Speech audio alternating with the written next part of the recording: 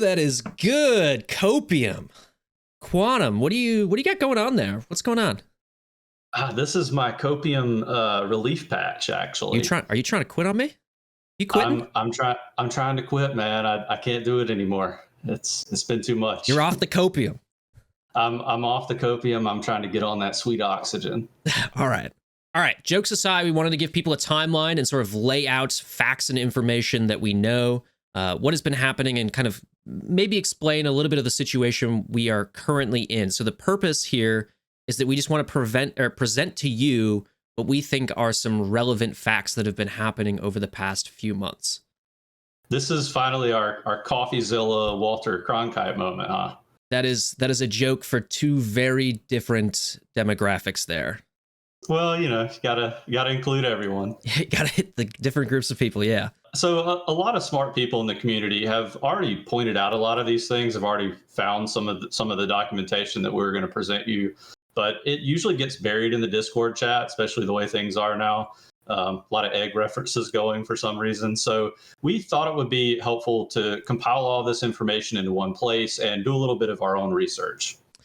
Yep. So basically the way this is going to work is we have two videos here. This first video is going to be on my channel. The second video is going to be on Quantum's channel. So I'm going to strongly encourage you to go to the pinned comment down below. That will be a link to Quantum's video. This first video, what we're going to do is we're going to go through this timeline, present the facts, what we think are the facts of the case here to you. And then after that, at the end of the video here, we're going to go through some of the fake stuff that's been going around, tell you that it's fake, tell you why it's fake, and just so that you are aware of some of the stuff that's been kind of spreading a little bit of misinformation.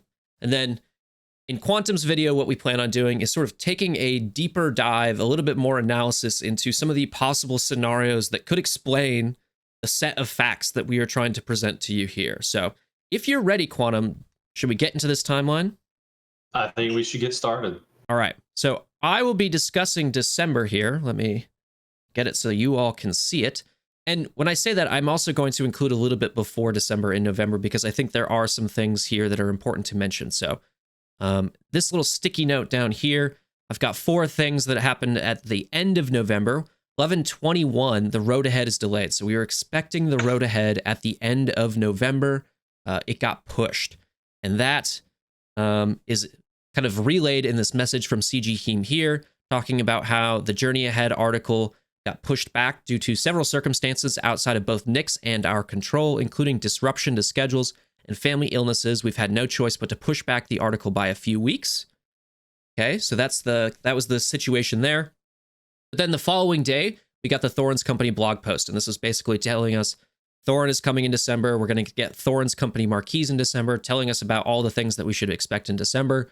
And then the 27th, we get Thorin's kit reveal. And the 28th, we get an update sort of post and a game update. You know, it's putting things into the game like the December calendar and swapping out stuff in the weekly store and, the marquee events that we were sort of expecting, right? Okay. And we got some pretty nice, for the people who spend, we did get some pretty nice pack offers on Cyber Monday. Oh, yeah, that's true. Worth noting. 1st of December, so now we're actually into December, we get the Ooters kit reveal, right? The first of its kind, the Warg, but also the first marquee of December. And a good boy. He's a good boy. That's what they've been working on, is petting the Warg. That's why we haven't gotten any updates. Yeah. It's a hard feature to nail. No. December 6th, we get a huge update. We get the glyph update, right? So glyphs get introduced into the game. That includes with UI overhaul, lots of stuff in that update. It's also, unfortunately, the update that introduced the Chapter 3 bug, which we're going to discuss a little bit as we go through this timeline here. It's also when the Road Ahead did end up getting released. Sorry, Journey Ahead. Road Ahead, Journey Ahead are kind of synonymous in my mind, but the Journey Ahead gets released, right? And I think it pretty much colloquially got called the Journey Behind pretty soon after. Yeah, it really just talked about things that have already happened or accomplishments that would be finished before Christmas, really. So it didn't really give us much to go on for the future.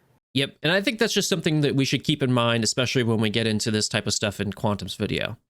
And yeah, I think that will be a big part of the theme for the discussion. Or I mean, it really is kind of one of the more important points that we'll make in the timeline overall. Right. Okay, the 8th, we get Big Boy Bomber. We get his kit reveal. By the way, I should mention that I have equally spaced out the days here on this timeline. So each of these points is, you know, the appropriate spacing away from all of the other points, just to sort of illustrate when we did get things versus when we didn't get things. It becomes pretty glaringly obvious. We'll see that as we get into the, you know, January and February here. The 11th of December, we get Bilbo's kit reveal. And on the 12th, iOS got the Chapter 3 fix. This ended up being sort of, as you all, I'm sure, recall, basically they had a problem with Google not being able to send out their update. It was sort of interesting because they were able to do other additional updates, as I will talk about right now, which is on the 14th. The final content update of the year came out on the 14th. That went out to both Android and iOS users. However, Android had still not gotten the Chapter 3 fix yet. So that final content update included things like Bomber and Bilbo Marquise, calendar through January, that sort of stuff. On the 15th, he mentions that she is going to be heading out for the holidays, taking an extended break here, right? Folks, I'm heading out for the year, a bit earlier for the holidays, so today's my last working day. She's taking a longer holiday break, and because she's traveling home to Australia, she hasn't seen her family very much recently, so she was going to spend more time there. While I'm out, Meathead and Crumb will be around to keep an eye on things, and that was basically the last message that we have seen from Heem. I hope she's doing well. She was on her extended leave. That happened on the 15th of December. And she really did deserve a very extended leave of absence. I think she's worked really hard for the community since the release of the game, and she deserves to have some of that time with her family. So I'm really glad that she got that time off. Yeah. December 19th. Android the Google fix finally goes through. We get that Chapter 3 fix for Android. This is the last official communication on Discord from somebody who works for CG. And this comes from Crumb here. So this is on the 19th of December, right? We're pleased to let you know that the hotfix for Chapter 3 Mines of Moria is now available to download on the Google Play Store. So what I mean by official communication is like, you know, this was in the updates channel. This is a CG employee, somebody who works specifically for CG in that capacity. And that's it for December. So we're going to move on to January here. Make sure you can see that. There you go. And kick it off, Quantum. Yeah, so on January 1st, I mean, I think things sort of started off strong. There were some New Year's packs that went live, but unfortunately, that was the last time that we've seen new packs in the game. We had that group of packs go through, and we had the Bilbo and Bomber packs, which some of those are still around right now. I think we'll talk about that in the February portion. But that, unfortunate, that was the last time that we had any packs in the game. Right. And we got a January calendar. I think it's also maybe important to note that we got a December calendar, obviously. We also got a holiday calendar to sort of go over Christmas, and then a New Year's calendar that also was kind of the end of December into January, as well as this month of January calendar. Yeah, as far as December goes, bleeding into January, we really had a lot of rewards that were given to us, and I would argue that players sort of deserve those based on some of the live service issues that have been going on, especially the Chapter 3 bug. But it's end of the year as well. I mean, I feel like they did a really good job. They were doing a good job with communication and providing us things at that time. So then we moved to January 8th. You can see that things are starting to get spread out a little bit more communication wise. And this was during a time where we sort of expected that we weren't going to hear much from Capital Games and the dev team, because they told us they were going to be out for a while. But at this point, on January 8th, Strike mentioned that most of the team got back to work. So I think a lot of people were excited to see what was coming down the pipeline. You know, maybe we get a Shadow Legendary finally. And, No. you know, so I think there was a lot of community, I guess, intrigue as to what was coming.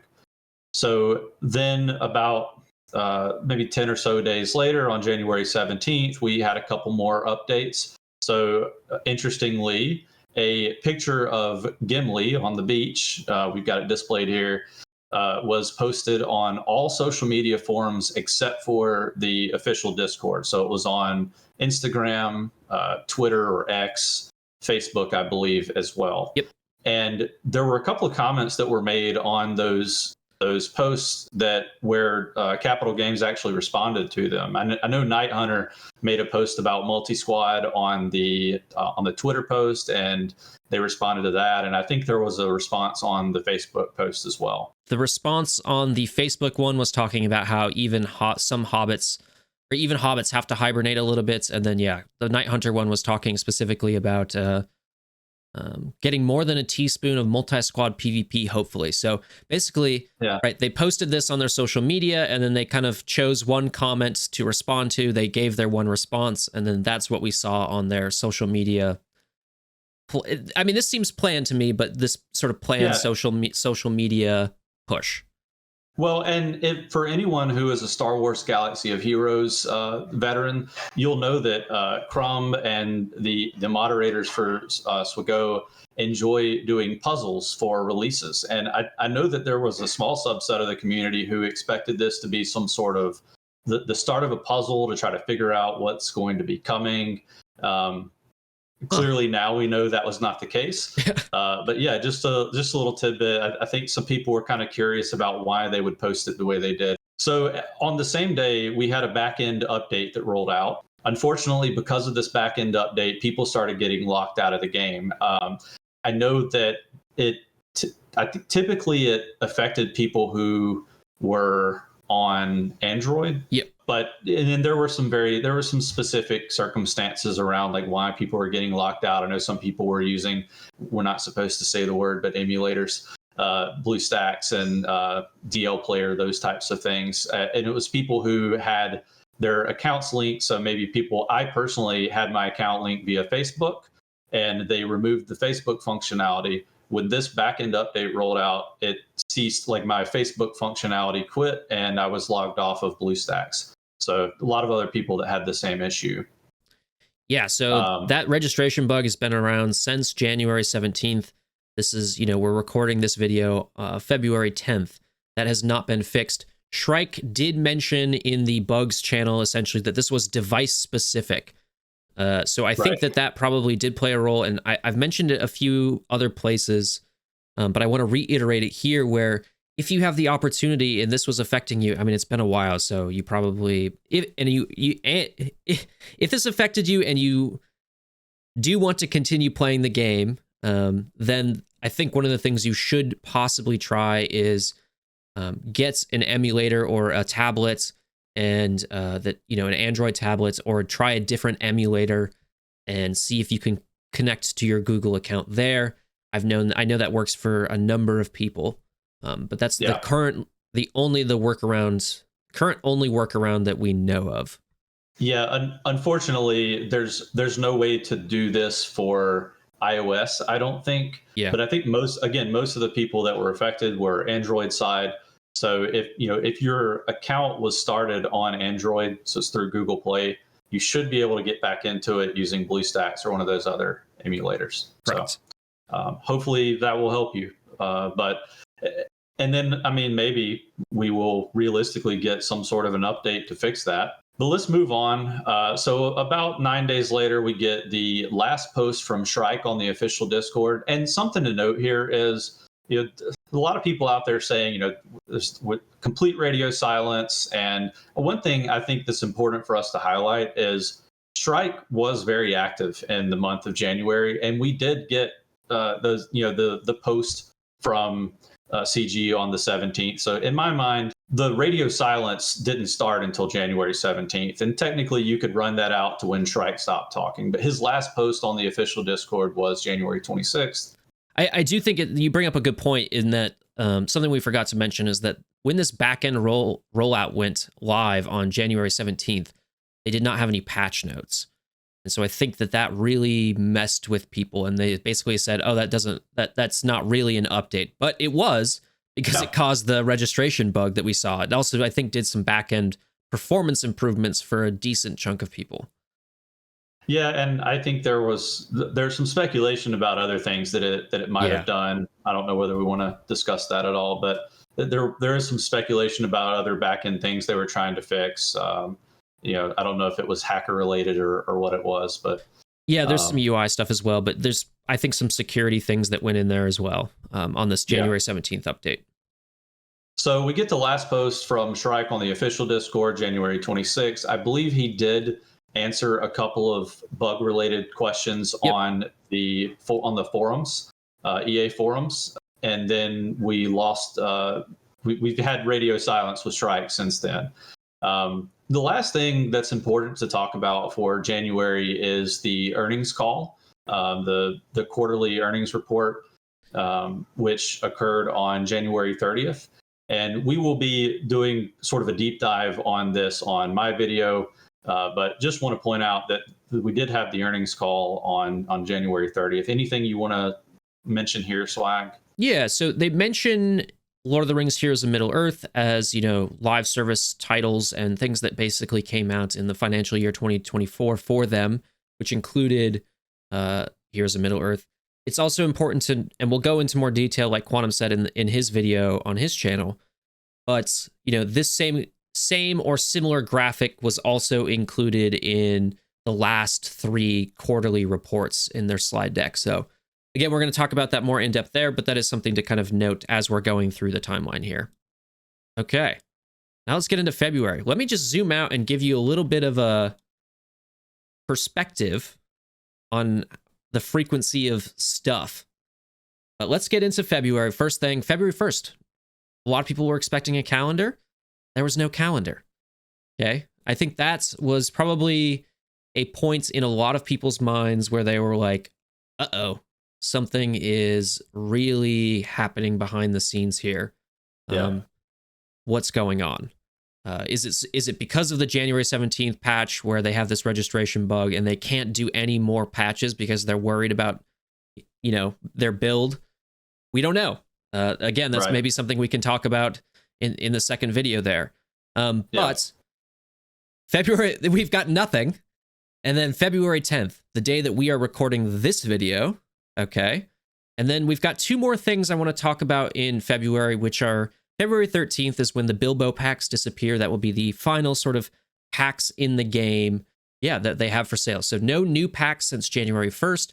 The Bilbo marquee packs have been in there for a long time. They had an insane, it's got to be like, how many days is that? Like 60 days or something, I feel like, of close, runtime. Yeah. That will be running out on February 13th.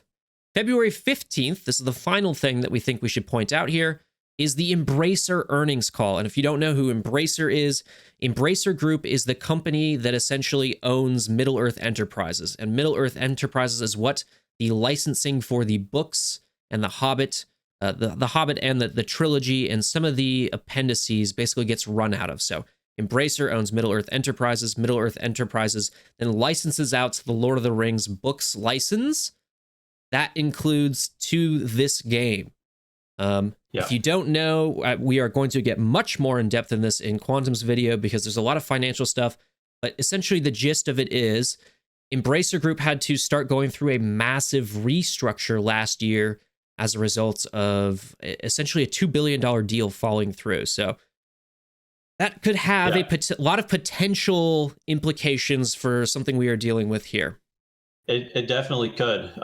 Like you pointed out, we'll talk in more detail on the more boring of the 2 videos pretty soon. But interesting to note that the Embracer earnings call is coming up very quickly, and that's really kind of the last thing that I think we have that we can look at, pushing further out. to try to find something out if we're not going to get the communication from Capital Games. Correct. And I want to go back really fast to the Bilbo pack disappearing. Just a quick note on packs. I've seen this a little bit in the community where people say, "Oh, hey, this pack just popped up for me.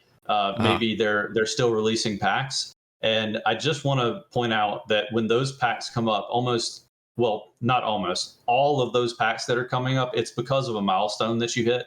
So you might have gotten to 150, let's say, Robel shards, and out of 200, so you're trying to get promoted to 6-star, you're going to get a pack offer for 50 shards for gems. And so just know that when those packs come out, it's not CG releasing it today. It was already built into the system. Yep. Haradrim and Hobbits are the big ones I can think of that happens to. So if you see any of those packs come up for those two teams, then that's something that's been in there since the start, essentially. Yep. Okay. I just want to zoom back out again to give you a little bit of perspective on the density of stuff that we had over in December. And then, very understandable big break here for the holidays. This is something we know that happens with CG because of the amount of years that they've been running Swigo, right? We know they take an extended holiday. Shrike mentions, I believe he mentions it on the 9th, but he mentions that they came basically back to work on the 8th. And then, it's basically started to become more and more sparse after this. One thing I just want to also emphasize here is that we got a patch on January 17th. We didn't get any patch notes, but we got a patch on January 17th. And then essentially things have been sort of really radio silent, or started to, de-escalate into radio silence from there, I would say. So holiday stuff here, we get a patch at what I would say is probably a normal time that CG gives patches after the holidays. They obviously coordinated something with a social media push on January 17th because this is all the same day. And then from there, it's been a steady decline. Yeah, and if in my mind, that's kind of the start for when we say, well, there's been radio silence, is that January 17th post. But now that we've had this continued radio silence, and it appears that we're not going to get anything anytime soon, especially with people trying to ask questions on the official forums and reaching out to support, and pretty much everyone redirecting those efforts back. Oh, you should go ask for that information on the official Discord, which has devolved into chaos. I think it's interesting to me to go back to those November and December posts, particularly around the journey ahead, and say, well, does this delay that happened where the journey ahead got pushed into December, is that connected to the fact that they're not speaking to us now? Right. So it's starting to get interesting. Yep. And that's something that we're going to get into in Quantum's video, right? And like you said, it is interesting, so it will not be a boring video. But now we want to kind of go over some fake stuff and make you aware of things that are fake, that have been circulating around, just so that you have the most up-to-date sort of information. This here is an email from, allegedly an email from CEO Andrew Wilson, basically telling Capital Games team that they are shutting down the studio. And Quantum, I want you to give me a rating out of 10. What do you rate this fake email? Well, I've been going back and forth, and I think I got to give this one an 8.5. 8.5. You can see that. I'm giving it a 9. Nice. We're doing this Love Actually style. Just note cards and sheets of paper. This is fake, people. This is fake. How do we know it's fake? Well, when it was originally it was leaked by somebody named Mobile Leaker into the official Discord, which is funny in its own right. But initially, when that person posted the email, people said, wow, that's got a lot of errors in it, and obviously doesn't look real. That person deleted the post, took those suggestions as edits, and then reposted it again with those edits. It still contains a decent number of errors in terms of like what you should be expecting from an email sent out to a group of people on Outlook, how that should be formatted. Yeah. It also just doesn't maybe make a lot of sense for Andrew Wilson to be doing that, to talking to CG like that. Again, CG also has another game, Swigga, which is still very, very lucrative for EA. So Yeah. essentially, we know that this is a fake email, so do not be freaked out by this. I've seen a lot of people asking about this. I think this is maybe sort of fooled the most people, or freaked out the most people of things that I've seen. There are a couple of things, and I know every company is different, but typically you're not going to have the CEO of the company reach out to a team like Capital Games, which is a little bit smaller in terms of the overall footprint of the company. Typically, you would have the game director, who would be Nick Reinhardt, reach out to the team and let them know that things were closing down. Now, Nick may go to the board of directors or to the CEO and be told, hey, we're pulling the plug, we're going to reallocate resources. But this is definitely out of character that the CEO would be sending an email to the entire team like this. Exactly. All right, next one here. We got a message from Dinobot to somebody that says, you are muted in Lord of the Rings Heroes of Middle-earth, the official Discord server, essentially for 7 days for sharing content that is under NDA, under a non-disclosure agreement. The Dinobot slapped somebody for sharing content that is under NDA. What do you rate this one? Well, I waffled back and forth on this one as well. But I think just because we kind of know the way Dinobot works, I've got to give this one a 5. I gave it a 3. And that is mostly also because, yes, I know how Dinobot works, but also I know it's been fake, and I know it's been fake for some time. And I am, maybe doxing somebody in my community. That's not doxing. I am. He won't get too mad. No. So Celtic Owl's a big part of my community, and him and another member of my community actually, in October, the day before Halloween, got a similar message for being sharing content that is under NDA. Basically, I think that this is the Dinobot getting a little trigger happy, possibly, or one of the more default sort of options it goes to. I don't know why they have that option in there for sharing content that is under NDA. I don't know why, but we've seen it before. I've personally been told by CG Heem that this is sort of the bot going wild. So do not, this is another fake thing. There is no NDA that people have like suddenly breached. Just if you think about it for like 2 seconds here, the bot telling you that you got banned for sharing content that is under NDA would just be sort of admission that you are sharing confidential information, which is not what you want if it's actually under NDA. Yeah, exactly. I mean, if the bot was telling you it was under NDA, it would give confirmation to the entire community that they're right, that there's an NDA that exists. Right. So it would be kind of counterintuitive. Also, I think you could actually proc the bot by just saying NDA in chat. I think, or at least it was pretty close to that. Like if you said something about NDA, Dino would pick it up and say, "Oh, you violated the NDA," apparently. Right. Yeah. Clearly a fake, and I think this piece from Celtic just confirms that for us. Yeah. It's almost akin to like if Dinobot was like, we muted you from the server for sharing your deepest and darkest secrets. Bad boy. It's like, doesn't you don't do that. Yeah. Okay. Last one here. This is a bit of a doozy. I don't think this is spread around too much. This is essentially a conversation between probably a bot and somebody reaching out to the community help page on EA, and essentially getting told, this is in German here, that essentially the game is being sunsetted and they are stopping service. I don't speak German. I did not put this through Google Translate either. That was sort of the message that was going around, though. Okay. However, here is an additional message, also from community help on EA, that basically says something else, which is, we don't have any information about that, which is pretty much always going to be the case for these types of games, right?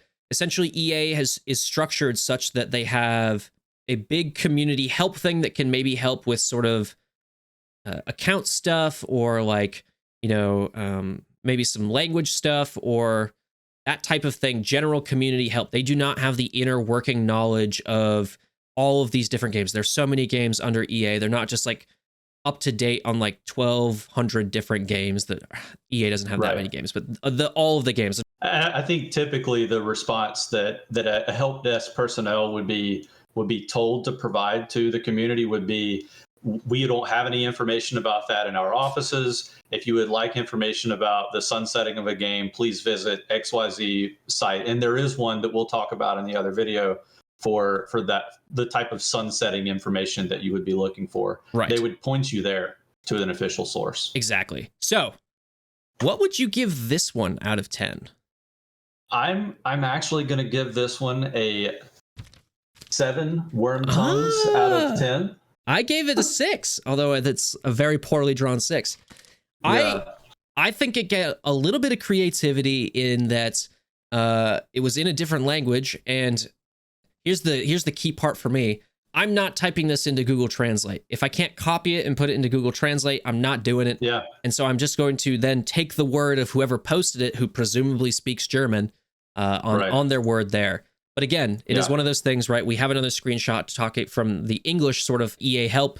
And essentially that is showing us that they don't have any information about this.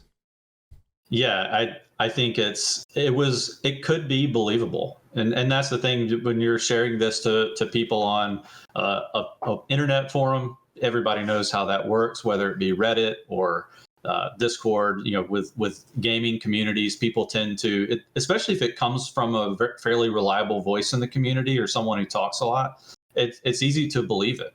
So definitely, I mean, I guess well done to whoever put this one together, but I hope everyone knows that it's fake, and hopefully nobody else is doing this in the future. Right, exactly. So those are just some of the things that we've been seeing float around. Some of them I think were pretty intentionally malicious. Some of them probably less so. They just, people don't know. But we are telling you, okay, this is a fake reason to think that the game is getting its plug pulled, when there are a very concrete, I would say, set of facts that we can look at and then sort of try and come up with scenarios for, which is what we're going to be doing in Quantum's video. So again, I'm going to paste the link to that video down in the pinned comment below. Go check that out, and we will reconvene over there. Take it easy. Quantum out.